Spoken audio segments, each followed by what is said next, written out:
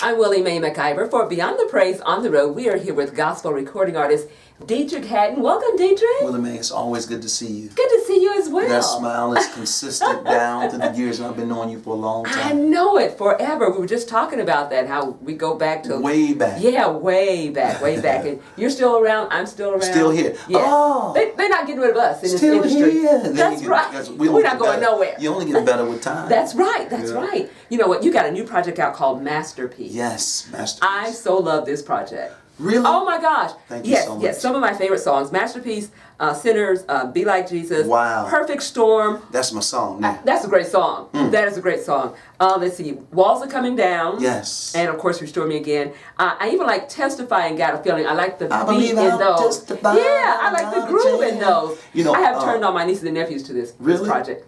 Charlie Wilson loved that song so much he Really? called me. Really? And we're trying to work it out where we can re-record it. Oh my gosh, that is great. Yeah. My brother produced it, David Haddon. Shout out to David Haddon and Yeah, J-Mo yeah. for producing a great track. Oh my goodness, this is such a good project, one of your best. How do you feel about it? I think it's my absolute best, actually. I believe. And I think all of my albums are a reflection of where I am in life. And I'm in a beautiful place, you know, looking at my 3 kids and everything, and my wife, and just my life in general, my mindset. I love the Deitrick that I am now. Yeah, this is a good season that you're in. Yeah. Tell us about Masterpiece. Why is it called Masterpiece? Because you feel it's your masterpiece? Well, people are saying it's my masterpiece, but that wasn't the mindset I had. I was saying that you know, the different seasons in our lives, the good and the bad seasons, have all been designed by God. You know, all things work together for the good of them that love the Lord and are called according to His purpose. So, if that be the case, God is working something out even when you don't understand it at the time. But I believe you can hit a zone where you be able to see the big picture and know that it's a masterpiece. You know, so now I'm seeing the big picture. When I was in the test, when I was in the storm, I didn't understand it. You know, I thought, you know, I'd done something that was just so bad to God that He just wanted to punish me. You. Yeah. But no, but it was all a part of making something, creating something beautiful. You know, so I'm telling people, get up, keep moving beyond your storms, beyond your failures, keep going, because it's all going to come together and it's going to make sense in time, you know. Is that the theme that's running through this project? Absolutely. Absolutely. I did a project before this one called Red, and I was kind of, I wanted to sing the songs that encouraged me through the storm. Okay, right? okay. But these are the songs that I'm singing after the storm. Yeah. And now that I'm singing to those that may still be in it, I'm saying, it's going, listen, keep living, keep going, it's going to be a masterpiece. Yes. You know, if you keep going. Yeah. So that's where I am with it. Restore Me Again, the single. Tell us about that song. Well, I need a restoration. Okay. Okay. Well, we all need restoration on a daily basis, Yes, whether you recognize it or not. We need it. If you keep on living, you will. And I sat down at the piano and just let it flow. I let it flow, and with tears in my eyes, I said, I've been unthankful. I've been ungrateful. Yet you still find mercy for me. You know, I've been unfaithful, but you never stop believing in me.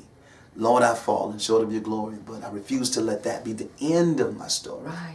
And that line right there is what always, I don't get past that verse right there. Yeah, yeah. That Honestly, one takes you out. if you ever see me in concert, that has to be the one there. last song in the concert. Okay. Because I can't get past that first verse. Yeah. Such a great song. Did you write all the songs on this project? Yes. Every last one of them? It's 16 cuts on here. Oh, I wrote 50 songs. Oh. Only 16 made it. What? Oh, I was flowing. You were in the zone. If something was to ever happen to me, God forbid, the labels would make a lot of money, because especially if my wife showed them where the stash is. Oh my God. I have songs that will carry for the next 50 years. You'll be putting out Deitrick Haddon records. That is great. That is great. Do you have favorite songs on this project? Absolutely. What are some of your favorite ones on here? All of them, but the one, The Perfect Storm. Yeah, that's such a great song. The verse says, if someone would have told me that my life would end up like this a few years ago, I would have looked you in the eye and said, how could it be so? Yeah. But God had a plan that I couldn't see. He used the worst in me to bring out the best in me. See, that was a storm, the worst and the best. Yes. It was the perfect storm that blew me in the right direction and kept me from harm when I didn't know I was in danger. Oh, now I know why the winds had to blow. You were looking out for my soul. Thank you, Lord, for the perfect storm. Yeah. Oh, That's my favorite song. Yeah, it's a great song. Great song. They all are. They all are. When God sends a storm, He doesn't send it to blow things out of order. He blows things in order. everything God does, every move God makes is on purpose and in order. So you may feel like things are out of place, but I promise you, God has a plan of pulling things into place. You just got to keep going and trust Him, you know? You said when God brings in a storm, it doesn't blow things out of order. It blows things in order. Because see, I'm going to turn that into a Facebook post. That's not just straight. I'll give you credit for it, though. Give me the credit. I will. Okay. Any guest artists on the project? No, it's all me. Yeah. It's all me. No features or anything. Yeah. Maybe on my next one, it'll be my 20th album, so I'll bring all my friends and work with some great talent out there. But I just had a lot to say, and the way I wanted to say it, and I thought it was so rich, the music was so rich that it didn't need anybody. You know, sometimes you just got to pull people in what God is telling you to do, to your voice, and I think it was time for me to do that. You know, you're married. You have 3 children now. How has this family life, how has children changed your life? I don't have children, but I hear people all the time that say after they have that first child or once they have children that their whole perspective on life changes. Did yours change? Yeah, absolutely. Well, it just anchored me. Okay. You know, it's really put the anchor there. Okay. Because I was a jet setter. I was going all over the place. It was about me. Okay. Now it's about me and a whole bunch of other kids. When I eat, they got to sit down and Right, that's right. A bunch of crumb snatchers. That's right. You know, and they're expensive too, baby's kids. So now you can't think about yourself. You have to think about everybody. Right. And then if somebody bumped their head or something, that's the end of the day for them. Like my little daughter, Destin, just fell off one stair and fell on the floor. And that, for her, it was the end of the world. Dad, don't touch it. Took her to the hospital. Ain't nothing wrong with her. She's fine. Just give her a little something, give her Tylenol, and she'll be fine. I said, now this was the whole day. It took the whole She fell day. on one step. One little step. See, these kids, they worry you, man. And I don't have time for that, but the Lord has given me grace. Yeah. And we're making it happen. Have the life you have now, your family life, has that changed the style of your music? Do you come up with different ideas, different creative songs or ways to position songs because of family life? Well, my daughters are a good gauge on what's good and what's not good. Really? Oh yeah, they're like little jelly beans, bouncing jelly beans. No. If they love something, they learn the song just like that. How old are they? One is 3, one is 1 and going on 2. Oh my God. But you're talking about perfect pitch. Really? Perfect pitch. Oh my God. And can learn a song. You sing it one time, they'll sing it with you the next time around. Oh, that's great. And so basically, I kind of gauged all my songs, and I would go home and listen to it and blast. And if they running around, as soon as they hear the music, they come running and start dancing. But if there's a song that doesn't draw them in, I said maybe I should work on this a little bit more. Yeah, so they were good gauge to help me produce this album. Yeah. You've got so much going on in your life. The project, you've got family life, some television shows. Yes. And just want to know, are they coming back? Yes. You had 2 shows that were out. And yeah, the word is that Preachers of LA is coming back for season 3. Okay. We just don't have the green light yet. We're waiting on the green light. We're going to actually send the cameras, Okay. So we're waiting for that. Preachers of Atlanta is in the can and locked and loaded and ready to go. So that's going to go before Preachers of LA. Wow. We're not coming back with Fix My Choir. Okay. But we're coming back with something better in that vein. All right, so we know that there's a huge audience for it because it was successful. Right. But there's various reasons why you don't go to season 2 on a show. Okay. And that's Hollywood stuff. Okay. That behind the scenes, Yeah. Okay. But we have a show that I know once you hear about it is going to be the talk of the town. Oh wow. Okay. Okay. Next year. Yeah, 2016. Yes. 2016. Okay. Well, we're trying to get it together now. Hopefully we can go first quarter with that show. I would love to be able to go first quarter with that show, but just got to make sure it's right. But let me tell you something.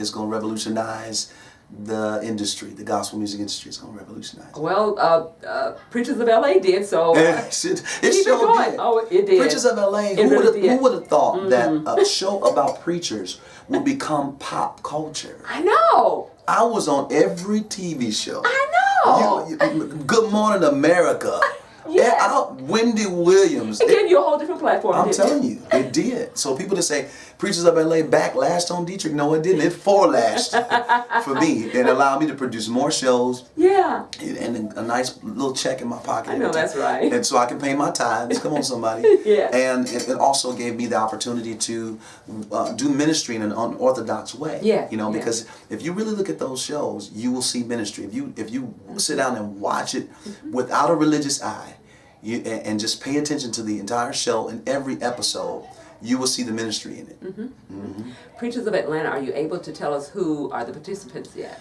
Not as of yet. Okay. But I can tell you it is coming the first quarter of Okay. 2016.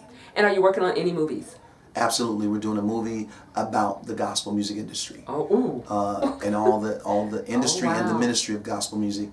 And it's going to be amazing. We're slated to be released in AMC theaters. We have that in place, hopefully in the summer of 2016. But it's going to be an amazing film. This is one film that's my baby and I'm excited about. Okay. Because I think it's going to redefine to the public on what we do, who we are, Yes. and why we do it. Okay. You know, I think people have a misconception of what we do. And it's going to be amazing. Anything you haven't done you'd like to do? Do you have a bucket list? No, Okay. not at all. Because I got so much life to live, folks. Okay. You know, but what do I want to do? I want to travel to some places that I've never been before. Okay. You know, like Bangkok and Okay. and just some off just places, deep places where Yeah. I've never been before, and hopefully, prayerfully, do a concert in places like that. You know, Okay. and gospel concerts. I'm still, you know, there's still more land. As much as I've done, there's still more land to be possessed. There's still more to accomplish for the kingdom of God. I was at Disneyland the other day with my kids, with my wife, whatever. Yeah. And we're just walking down through Disneyland. And so there are few people recognize me, but for the most part, people didn't know who I was. And it lets me know that you have work to do. Okay. You know, as long as people don't know who you are and know your music, you have work to do. If I'm sitting in a restaurant full of people and they don't know who I am, and I say, ma'am, you ever heard of this guy named Deitrick Haddon? She said, no, I've never heard of him. I have work to do. So it should motivate you. It should motivate you. Now, if somebody say Michael Jackson, no matter what culture you are, what race, they'll say, oh yeah, don't. So that lets you know, gospel artists, we have more work to do. There may be some artists out there that say, you know, I'm tired of fighting. I'm tired of being in this industry. Yeah. It's hard. I've been around for 20 years, 15 years. Hey man, let me motivate you. Keep going until everybody knows of your ministry or have some kind of connection to your ministry. You got work to do. Yes. Who is Deitrick Haddon? Cool guy from Detroit City, you know, just a cool PK, born in the church but groomed for the world, you know, that's just me. Okay, and how do you want to be remembered when God has called you home to be with Him? What do you want people saying about D. Haddon? That the industry was different because Deitrick existed, and Deitrick did it his way. He didn't follow. He wasn't an echo. He was a voice. Yes. You know, he was a pioneer, an architect for the future of gospel music. That's what I want people to say. When I'm old and gray and I'm looking, I want them to say, Deitrick. I remember when Deitrick took us to the moon, Church on the Moon. I remember when Deitrick painted everything all red, or when Deitrick brought out that masterpiece record and, you know, made the movies, and he was the first to make a TV show. You know, I want people to say that when I get old. You don't have to say it now, but I'm sure I'll appreciate it when I get old and can't do it anymore, and I can watch young people take it to a whole nother level. Yeah, well, I'm sure they're saying some of that now because you're doing some things that haven't been done, that aren't done in gospel, in only in a way that only you can. Yeah, but Willie Mae, they don't give you your flowers while you yet live. They don't do that. People don't believe in doing that. They don't give you your respect while you're living. So I'm okay with that. Okay. But if long as y'all remember me, okay, when I'm long gone, remember me. And they will. And they will. Deitrick, we want to thank you for being with us here today on Beyond the Praise. Your project, again, which is a masterpiece. I love this project. Thank you so much. It's Deitrick Haddon Masterpiece, available in stores and online everywhere. Everywhere you can get your music, it is there. And how can people get in touch with you? Periscope. I'm on there all day, every day with Gina Miller. She's always on my Periscope while we're on this road. And I'm on Instagram, Dhaddy, DHADDY. On Instagram, on Twitter, it's Deitrick Haddon. Facebook, you can't miss me. Great. Thanks again, Deitrick, for being with us. It's Continued always success in all that good. you do. Always good when we get together. It is. So excited to have you here. God bless you and keep in touch. Blessings to you.